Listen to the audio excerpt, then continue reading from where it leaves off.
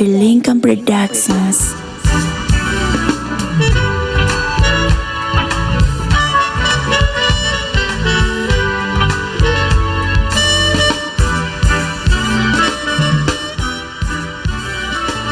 Information contained in this video is for educational purposes only.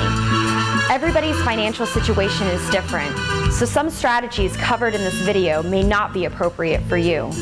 Trading in leverage products is risky and should only make up a small part of an overall investment strategy. To become a better trader, you need to take personal responsibility for any trading losses. Views of people being interviewed are not necessarily endorsed by this channel. We try to present many opposing views and let you decide. David is not a licensed financial advisor and is not trying to sell you anything. So sit back, relax, and enjoy the show.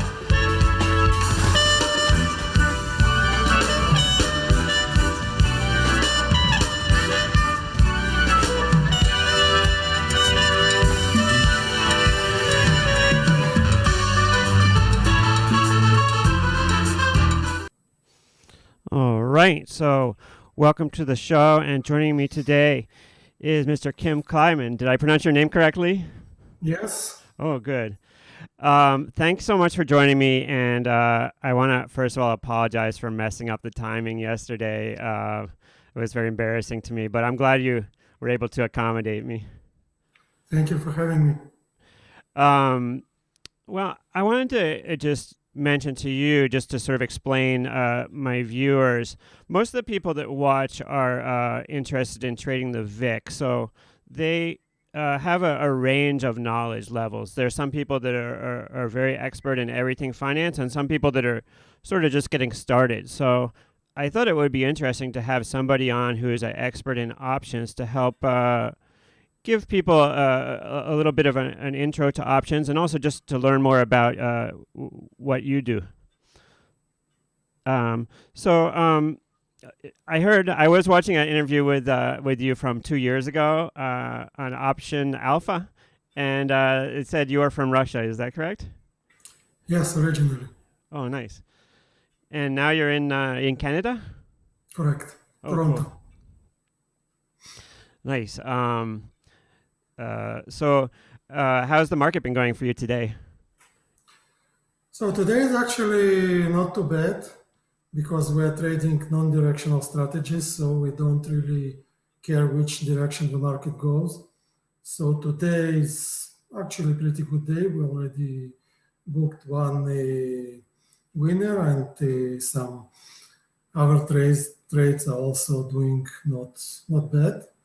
And I think this is the big advantage of doing non-directional trading. You don't really depend on what the market does. If you do mix of non-directional strategies, which is what we do at Steady Options, this way you can basically benefit no matter what the market does. And this is what we do. And we also have a few different services. Each is concentrating on some specific niche of the market.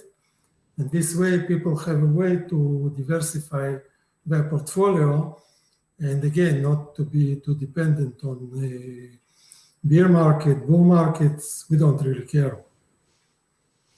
Well, I wanted to just give an introduction to some of our viewers who may not may need a little bit of a refresher course on options, just to explain some concepts. So I was wondering if you could just explain to people basically what a straddle is, and also how do we construct an iron condor from a straddle, just sort of in basic terms, so people can sort of understand that as a non-directional strategy.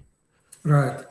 So straddle is basically one of the major strategies that we implement in our Steady Options service. And straddle is basically what you do. You buy simultaneously put and call on same security and same expiration.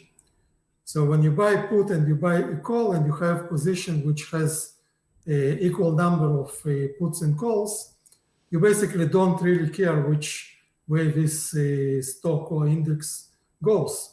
All you want is for the stock to move at some direction. It could be up, it could be down, you don't really care.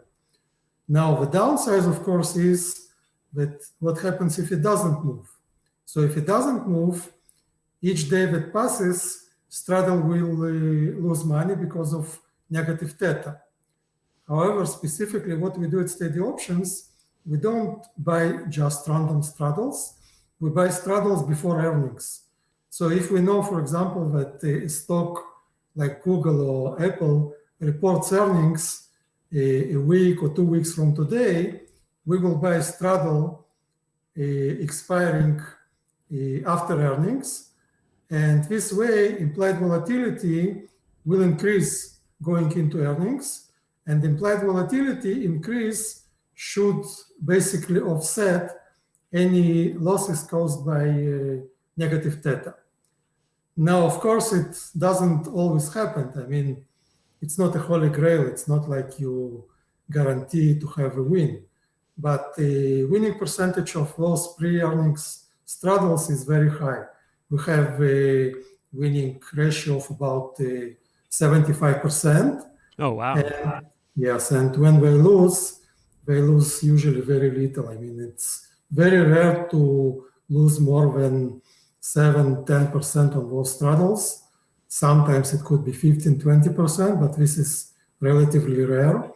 So for a strategy that has like 75% winning ratio and such a low risk, I think it's a pretty good strategy. It usually doesn't win big time. Like it's rarely to have a 50 or 100% win on those straddles, but we usually aim on 10 to 15%, and combined with a nice winning ratio and low risk, I think it's a very good strategy. Now, how much before earnings would you typically buy one of these straddles? So what we usually do, we just track the price, and we see how the price is compared to previous cycles. And if the price is good, we can buy a week before earnings. Sometimes we can buy 2 or 3 weeks before earnings. Now, if we buy relatively early, like 2 or 3 weeks before earnings, what we might do, we might hedge it a little bit and sell a strangle against the straddle at certain ratio. So we can buy, for example, 3 straddles and sell 1 strangle against the 3 straddles. So this way, if the stock moves, the straddle will still benefit. And if it doesn't move, we can still benefit from a negative theta of a strangle. And this way, we can basically buy it 2 weeks before earnings, 3 weeks, sometimes even 4 weeks before earnings, and we can sell those straggles several times, sometimes 2-3 times, and book some nice credits from the strangle. And in many cases, the trade could be a winner even if the stock doesn't move because of the gains from those strangles. And this is something that was actually suggested by one of our members. And this is the real strength of our community, that the people are really willing to share ideas and to suggest tweaks to existing strategies. And this is what I really like about our community. You're never alone. I mean, people are always suggesting new ideas, and the forum is very active, and there is always new traders. Some of them are very experienced and willing to help with new traders. So you would, you buy the straddle ahead of earnings, and then would you sell it out after earnings, after it's made a move in earnings, or would you sometimes sell it out before the earnings come out, or how does that work typically? No, actually, we're setting usually a profit target. As I said, it's usually between 10 and 15%. Sometimes it could be more. Okay. But we will always sell before earnings. Okay. And the reason is that after earnings, the implied volatility will collapse. So you really need the stock to move after earnings in order to produce a decent gain. So for example, if a straddle implies a move of 10% on big stocks, volatile stocks like Amazon, Facebook, that tend to move big time after earnings. So straddles could be very expensive. And if we imply, for example, 10% move, and after earnings the stock moves only 5%, so the stock moved, but it doesn't move enough. So in many cases, if it doesn't move enough, and if you hold after earnings, this straddle could be a big loser. And we really would like to avoid it. I mean, our main goal is to limit losses. So we don't care to make a little bit less profit as long as we limit our losses. And not holding through earnings is one of the ways to actually limit losses. I mean, yes, in some cases, if you hold through earnings and the stock moves big time, you can have very nice winner. Sometimes 50%, sometimes maybe even triple that digits, but at the same time, you also increase your risk very, very significantly. And this is something that we're trying to avoid. Yeah, I remember that earnings for Amazon, what was it last week? It was up like $150. I wonder what the at the money straddle was ahead of that earnings. I think they said it like basically went exactly to where the straddle was or something like that, but I'm not sure. Do you know? I think pretty sure it was something like, I don't remember the exact number, but it was probably something around 8%. And stock moved actually something similar to 8%. But again, there is no way to predict it. I mean, even if the stock has history of moving 10, 15%, this specific cycle, it could move only 1%, 2%. It doesn't happen. I mean, it is rare, but it happens. And I have seen it more than once, that stock with history of huge moved only 1%, 2%. So the market anticipating 10% move, it is pricing the straddle in 10% move, but the stock moves only 2%, 3%. So you see your straddle losing 50, 60% easily because implied volatility collapsed and there is nothing that you can do. Implied volatility collapses like in seconds after open. So it's not like you can set a stop loss. You can't, you just can't, because the price will gap down and it will be huge loser if the stock doesn't move. Yeah, I was trading a biotech stock once, and I had a big announcement coming up. They were looking for FDA approval of their drug. Stock was $30. The straddle was the 30 straddle was trading $14, and they came in and bought it. As many as you want to sell, and we moved the price around, but it was not a very sleepy. I didn't sleep that much that night because I was short some. Fortunately, I got lucky, and the best thing that could have happened to me, which was they delayed the announcement till a couple weeks later. So that one worked out. But yeah, earnings. I love that you say it that way, because earnings is one of these things where, like, even if you knew what the number was ahead of time, you still can't predict where the stock's going to move up, down, or sideways. Exactly. It is so unpredictable. And, we used to play it in some cases in steady options, but then we figured out that the risk is just too high. And, I get it. It's high risk, high reward. But again, this is something that we're trying to avoid. So that strategy is basically, I'm sorry, I didn't mean to interrupt you. So that strategy is basically, you buy a straddle, you set a price target, and when it hits the price target, you take it off, and boom, boom, great. Not too much risk, because it's obviously not going to collapse ahead of earnings, and it might even go higher once you buy it.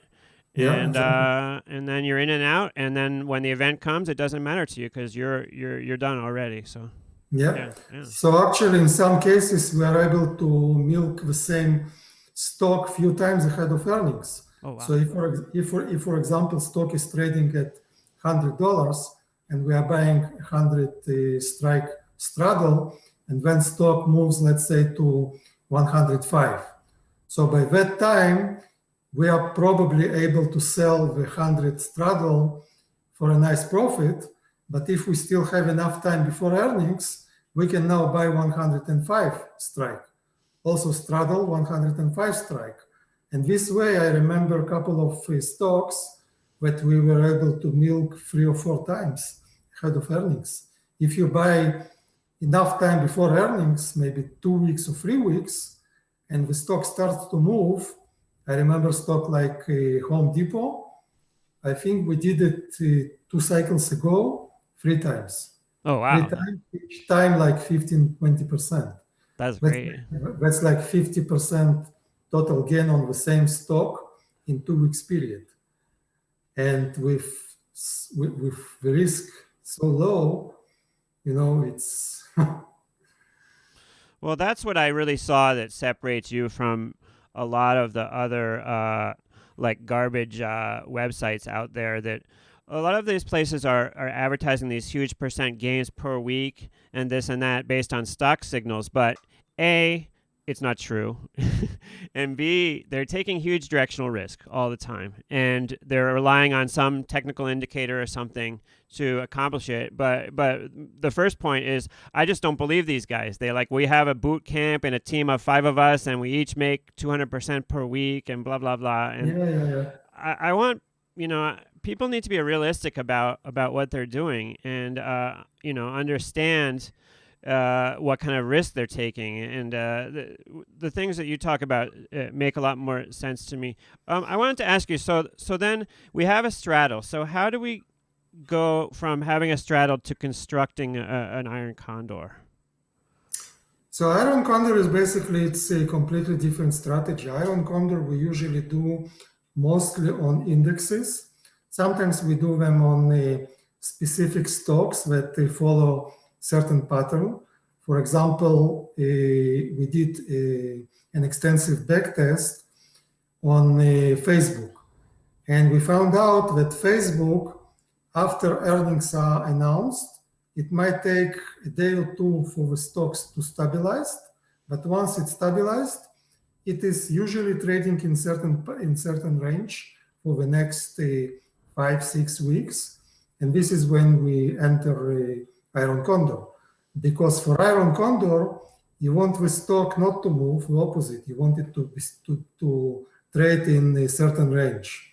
So for stocks that trade in certain range, again, based on backtesting, stock like Facebook, you can enter iron condor, and you can usually book.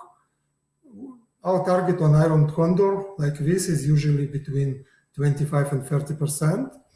And most of the time, again, winning ratio for this specific strategy is pretty high. It's around 80%. So we were able already a few times to book very nice gains, like 25, 30%. We had one loser, which was a small loser, about 5%. But again, this stock usually follows a specific pattern. And we do back testing to figure out which stocks are suitable for this strategy. And another thing we do is iron condors on indexes. And our second service, which is called Steady Condors, is doing exclusively iron condors. And it's doing iron condors on indexes, on SPX and on RAT. And we do a little bit modified version of iron condor.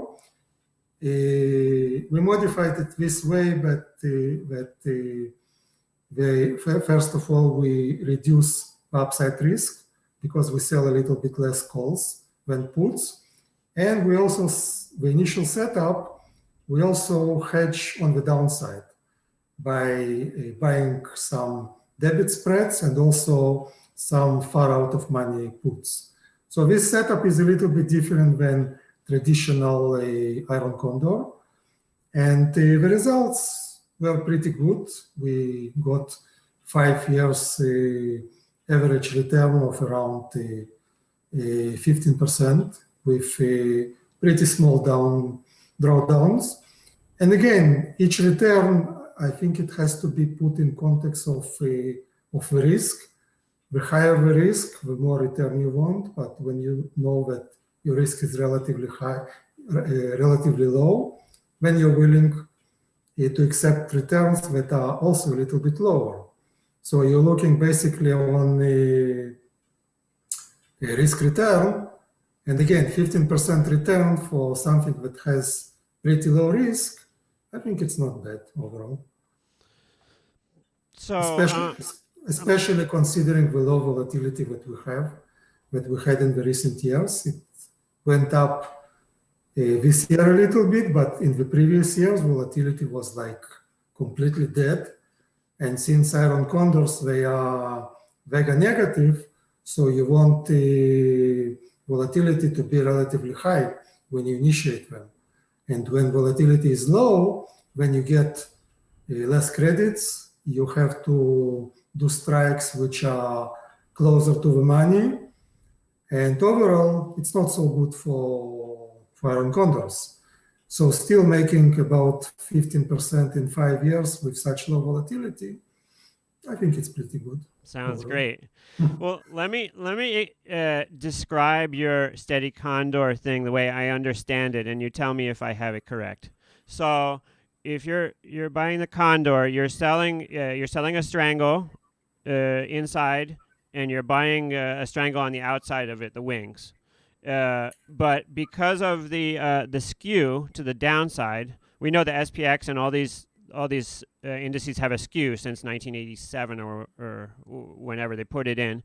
Because of the skew, if you actually put that condor on, it is a little bit delta. It has a little negative delta attached to it. So to sort of compensate for that, you sell a couple less calls on the upside to make it sort of delta neutral, and you also buy some additional like emergency wings way out or put spreads to the downside for to protect yourself from a big down move. I think that I like the way you put it on the website that going down is an elevator and going up is the stairs or something like that, right? Yeah, exactly. Yeah. Exactly. And then another thing I saw on your website that interested me was you are doing some, which might be actually interesting to the volatility people here, is you were using risk reversals or risk collars to trade volatility. Can you explain a little bit about how you do that in SVXY? And I'm not sure if you were doing another stock or another ETF also.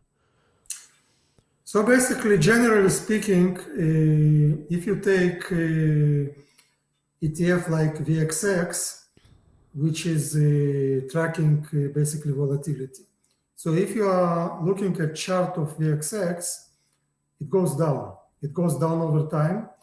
And this is probably one of the worst investments you can ever make, because over time, it goes down 80% of the time. So theoretically, you can just short VXX and make money, no problem. Now, where is the problem? The problem is the 20% of the time.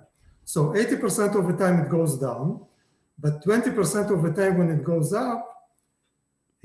up very significantly, very sharply, because VIX, it's the same thing. It takes down, when it goes down step by step, but when it goes up, it can spike from 11 to 30 to 40 in matter of days. So if you are short volatility using, for example, VXX, and VIX spikes, you will lose big time. So this is the big problem. So you cannot just go and short VXX. So what we did, we used a collar. So when you're using a collar, we used a collar initially on vehicle called SVXY, which is inverse of VXX. And this vehicle goes up over time. So what we did, we bought deep in the money calls and hedged them with out of the money calls and out of the money puts. So it's basically a standard collar, But instead of using the stock, we use deep in the money calls. So what's the idea? The idea is that your upside and your downside are more or less the same. You are aiming to make on a 10K portfolio, you are aiming to make around $500, which is around 5%. Usually, under normal conditions, you can make it in 2 to 3 weeks, which means if you make 5% in 2 to 3 weeks, it translates to about 7% monthly. But the big advantage is that when you lose, you don't lose more than you make. So 80% of the time you're making between 5 and 7%, and 20% of the time you are losing between 5 and 7%. So this is basically, you're talking about risk reward of 1-to-1, but you have 80% winning ratio. That sounds great. So, to me, this is like amazing. And I have to give credit to one of our members who came out with this trade. And again, this is the great thing about our community, that we have members that come out with ideas that are simply amazing. So this specific trade, you can actually look at our website. We have an article describing how this specific trade worked in February. Now in February, if you remember, this specific vehicle, SXVY, was down like 80%. So whoever was long this vehicle was like... Got crushed. Yeah. But our trade actually made around 22%. Great. That sounds And great. again, this is because of this specific setup, because it was set up using long deep in the money calls instead of a stock. So this specific setup allowed the trade that is supposed to be down when this specific vehicle goes down, but because it was down so much, then the trade was actually a winner, a very nice winner. So there is an article on our website called Incredible Winning Trade in SVXY, and you are welcome to read it and see how we did it. Okay, and I'll put a link to the website, of course, in the description for the video here. Yes. What about, let me ask you, what about binary options? Is it worth it to get involved with binary options? Personally, I don't touch them. And I cannot say if it's worth it or not worth it, because I usually don't talk about something that I don't understand. And I have zero understanding about binary options. But I know that in some countries, it's now illegal. So, there is so much scam in those binary options that I think you have to be really careful. But again, because I don't understand in it, I just don't feel qualified to make any statement about it. Yeah, my understanding of it is that sort of initially they had a couple that like legit exchanges, maybe like Nadex or something like that were sort of legitimate, but that there's so many scammers out there in those. I run some groups on Facebook, and one of them is an options group, and we constantly have people applying for membership who want to spam the group with ads for binary options. So I like to make the distinction for people that binary options is very different than what we're talking about here. This is these are exchange traded products that are highly regulated and have been successful for many people for very many years. So don't get confused. Yeah. And options, if I may add, also have a little bit of, reputation of being risky. But then again, it depends how you use them. If you're buying far out of money speculative options, then your chances to lose 100% are pretty high.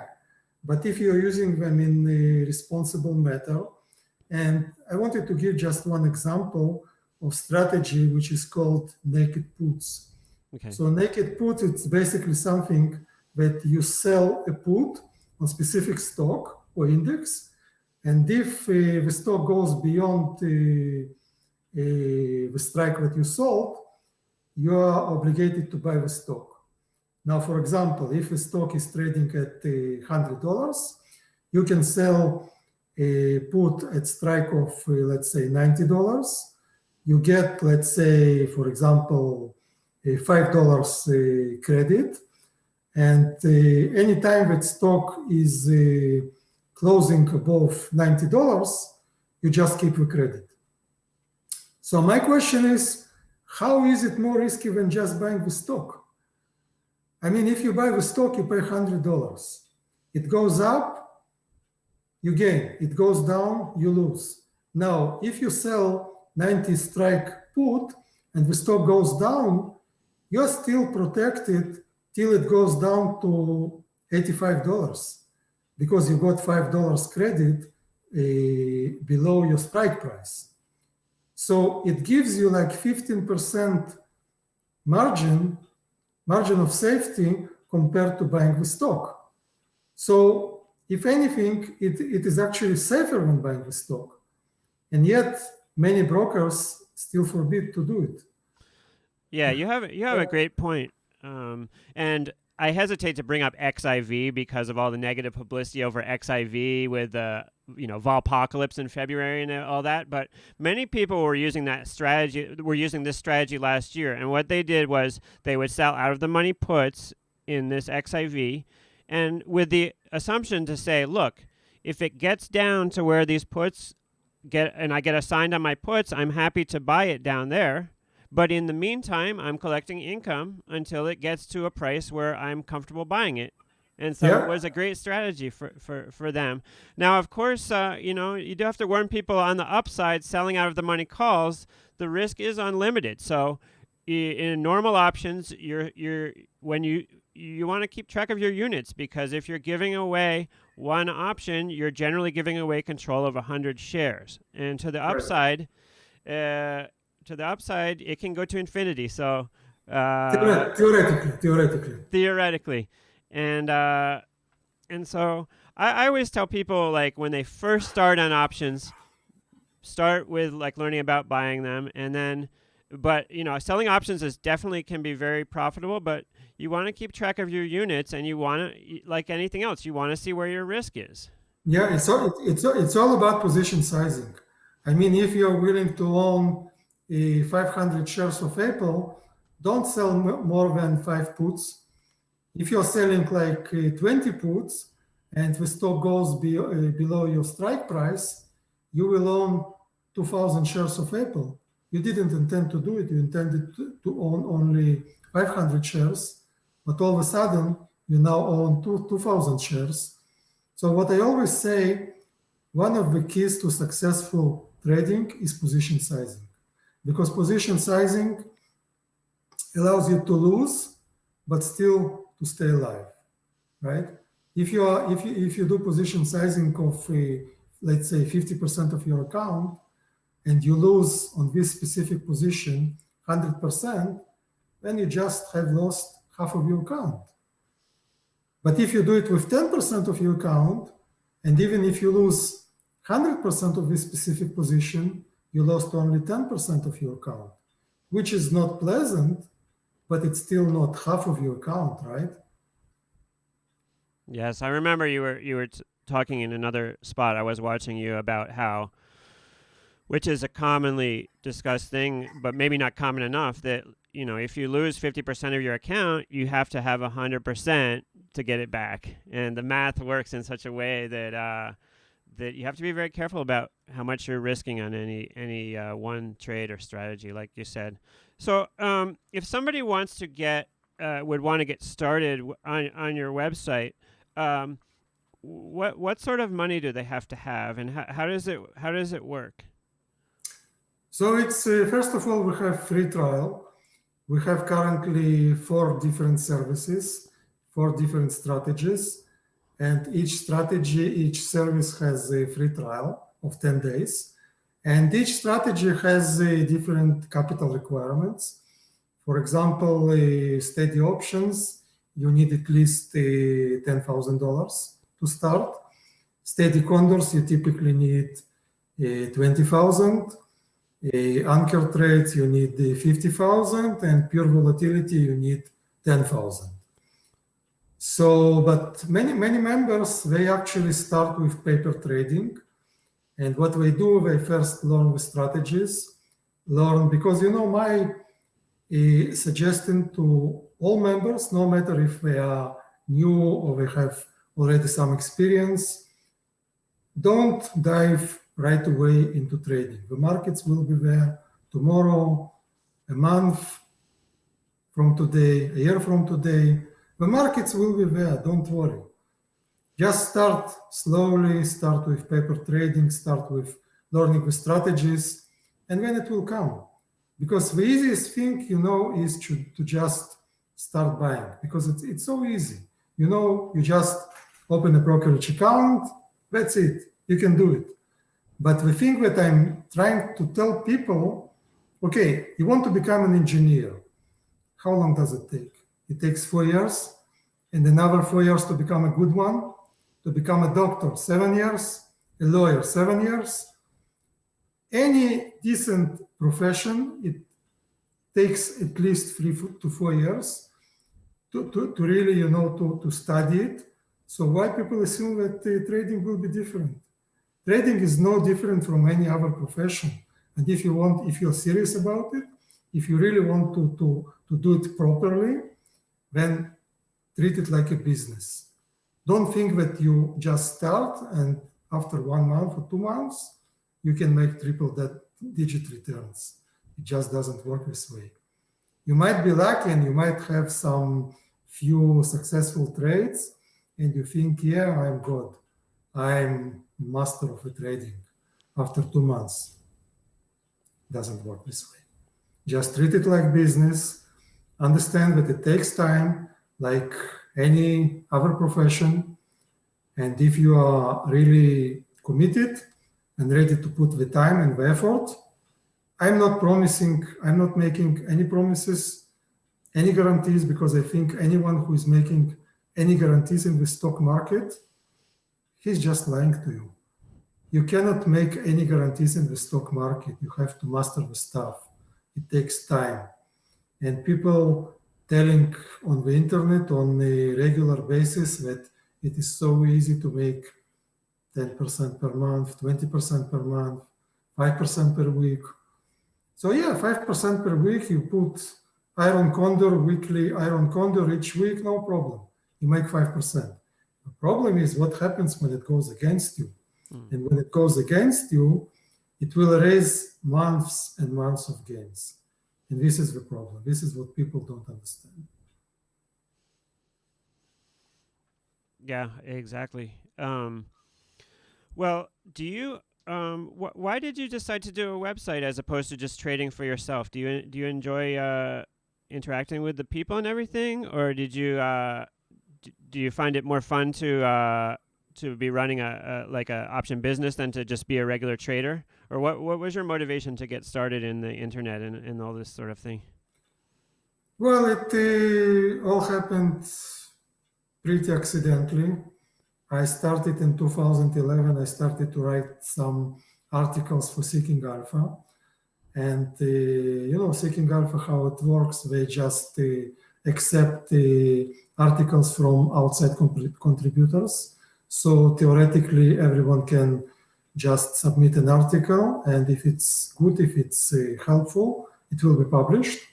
So after a few months, I became actually the most popular author on the options category on Seeking Alpha. Oh, wow. Yes, and I started to get some requests from my readers to do some mentoring. So I told them, okay, mentoring I cannot do because, I'm not licensed advisor. I cannot tell you exactly what to do. But what I can do, I can start a Yahoo group. I can start a Yahoo group when, we accept members and we exchange ideas and, we just do trading together. And after 2 months, I already had more than 100 members. Oh, wow. So people told me, okay, Yahoo group, it's nice, but you need a real website. And this is basically how Steady Options was born. Because at that time, I was still in my previous life, I was a software engineer for over 20 years. And exactly in 2012, my company was shut down it was bought by another company and shut down. And this basically gave me an opportunity to try this steady option business. And when I saw that it goes well, I just switched to it. So yeah, people many times ask me why not to trade your own money. And my answer is simple: why not to do both? Yeah. If I can trade my own money and also share my ideas and get some additional income from subscriptions, why not to do it? It's kind of like leverage, you know. Now, is it do you do your own programming for the website? Is that the kind of computer programming you were doing beforehand? Well, I hired someone to do the website, but for maintenance, I have someone who does it. Again, he's my webmaster. Oh, cool. If there are simple fixes that I have to do, I do it myself because of my programming background. If it's something a little bit more complicated, I ask him to do it. If it's articles that I just add to website, then I do it myself. It's no problem. It's funny because I actually got into trading through IT in a way as well. I didn't have as much experience as you, but I had studied computers a bit in college, and this was in right when the World Wide Web was starting, and I joined a company for IT that was a trading firm and helped them set up a LAN network in their office and was their kind of computer guy, and eventually they gave me a shot into their trader training program. So I think it's definitely IT and trading go hand in hand, and some of the most advances in computer technology have come from traders asking for things, I think. Yes. As a And another thing that I want to mention, you asked why I'm doing it. Well, except for obvious to get some additional income, but it's also, I believe that it improved my own trading tremendously because of all interactions with other traders. I mean, there are so many people who are so smart on the forum, and they come with ideas that are just unbelievable, like this color stuff on volatility. This is just something, and someone comes with an idea, then another member comes, okay, I like it, but maybe we can do a little bit tweak on it. And then someone else comes, okay, I like it, but how about adding another tweak? And we just added some additional tweak on steady condors from a guy, actually same guy who suggested this hedge straddle strategy, because we had some losses on the upside because of a bull market that we had last year.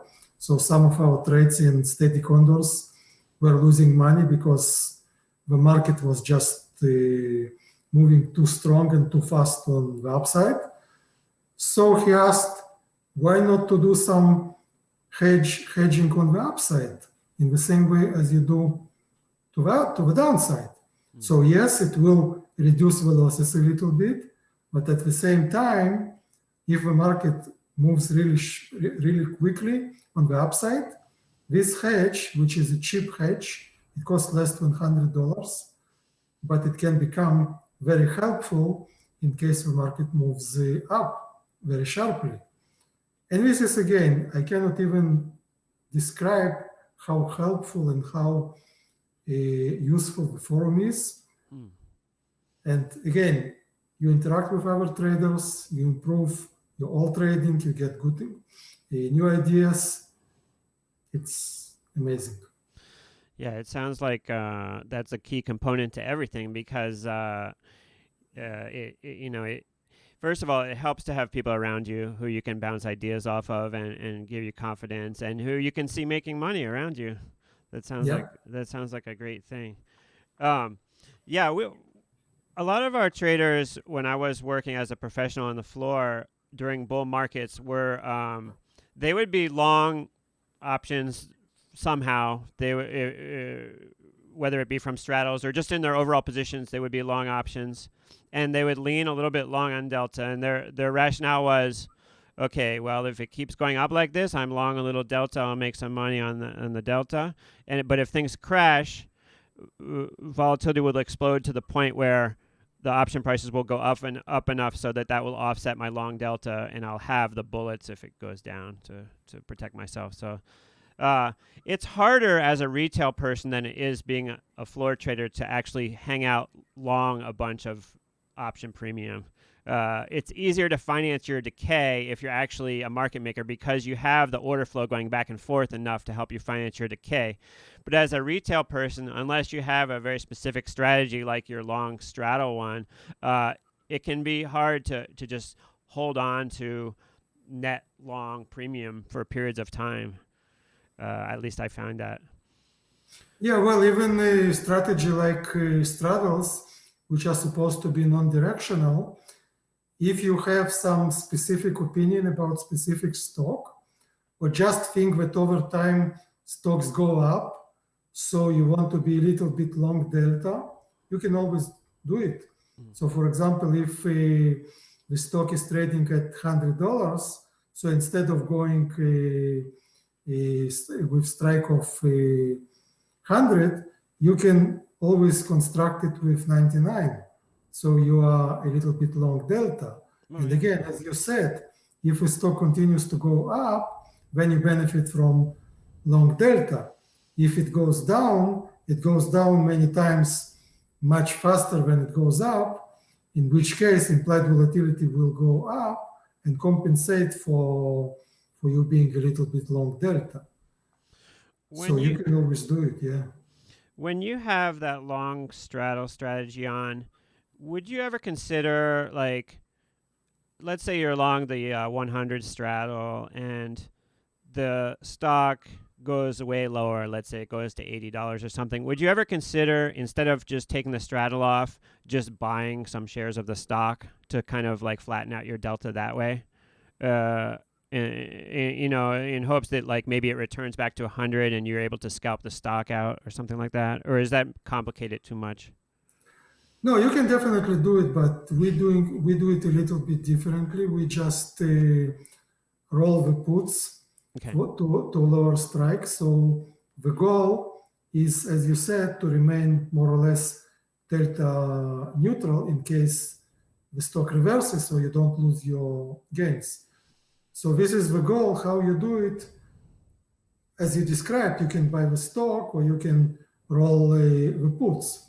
So as long as your position remains delta neutral, it doesn't really matter. But the advantage of rolling the puts, or if it goes up, you roll the calls.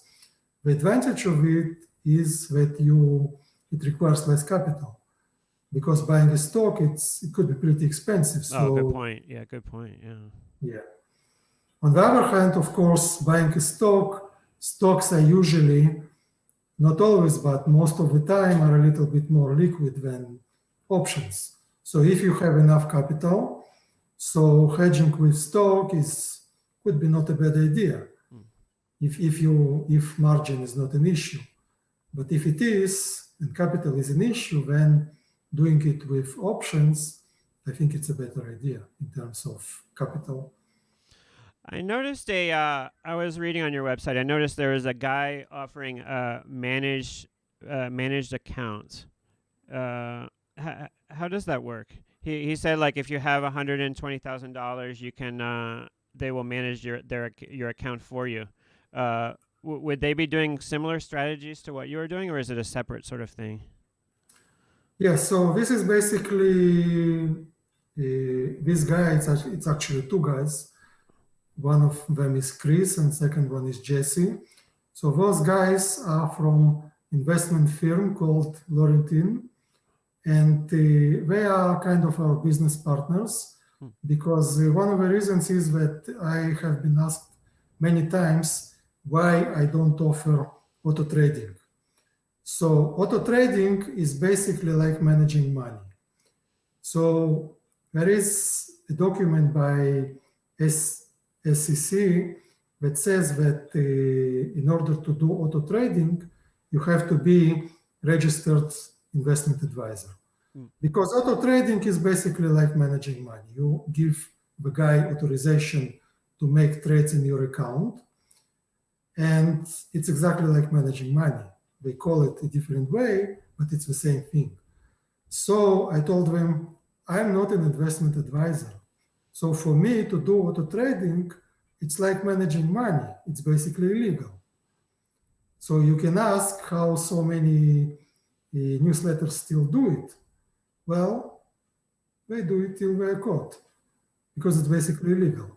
So this is the reason why we partnered with this investment firm. And yes, we're doing similar strategies. So a few months ago, we actually launched a hedge fund based on steady option strategies. Oh, wow.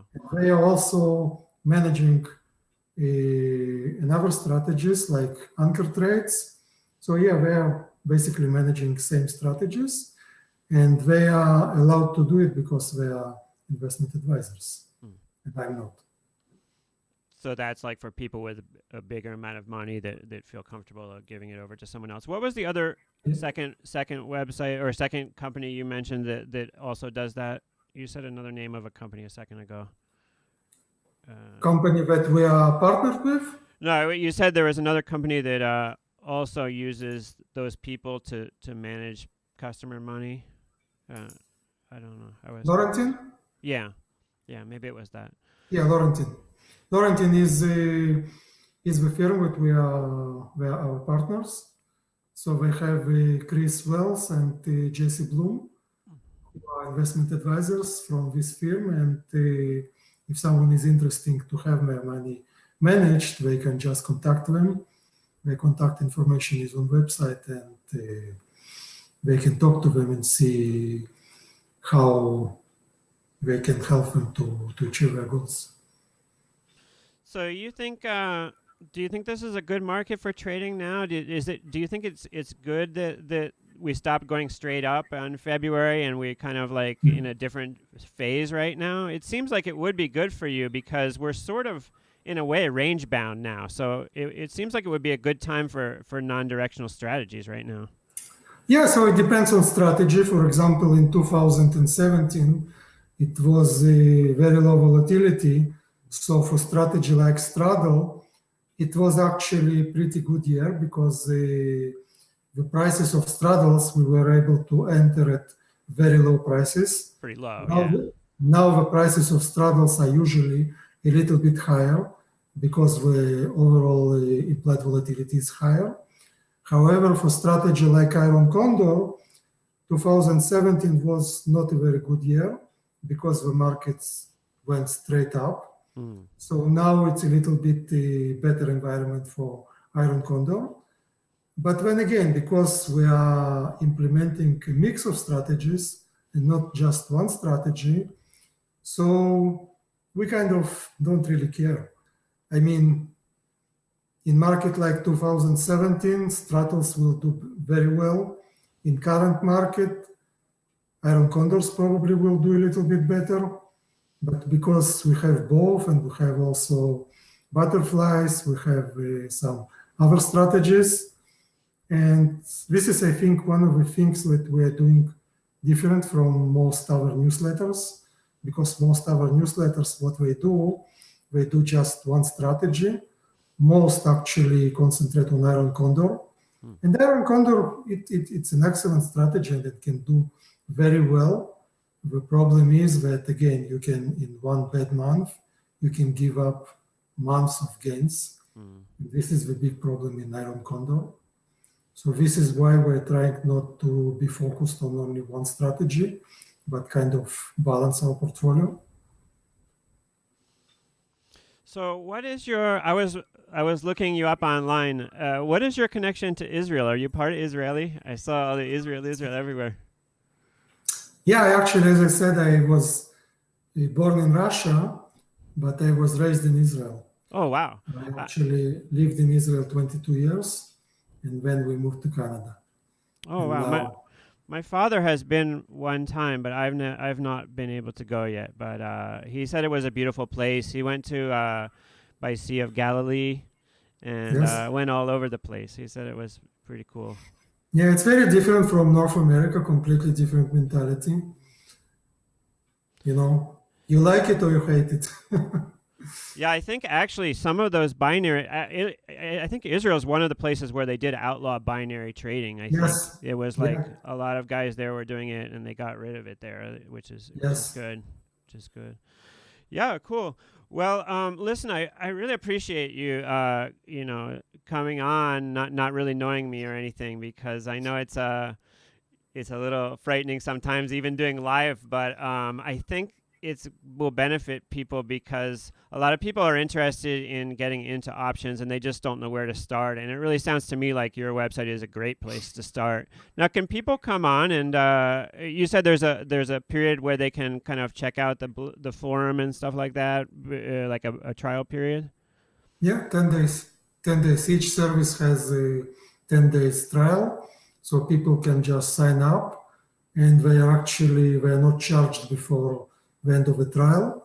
So they can cancel anytime during the trial. And after 10 days, it just converts to regular monthly subscription.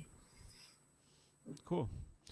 All right. Well, thanks so much for coming on. And I think we should have a good year coming up. And we'll hope for continued prosperity for you and your company. And I think you'll be seeing some people from my group coming on to check it out soon. Thank you very much. Thank you for having me. All right. Thanks for coming on. And thank you, everybody else, for watching us. And we will see you next time. Thank you. Bye-bye. Across the nighttime, the city winks asleep beside. Hear his voice shake my window. Sweet seducing sighs get me out into the nighttime. Four walls won't hold me tonight. If this town is just an apple, then let me take a bite. If they say why? Tell them that it's human nature. Why does it do me that way? If they say why? Tell them that it's human nature. Why does it do me that way?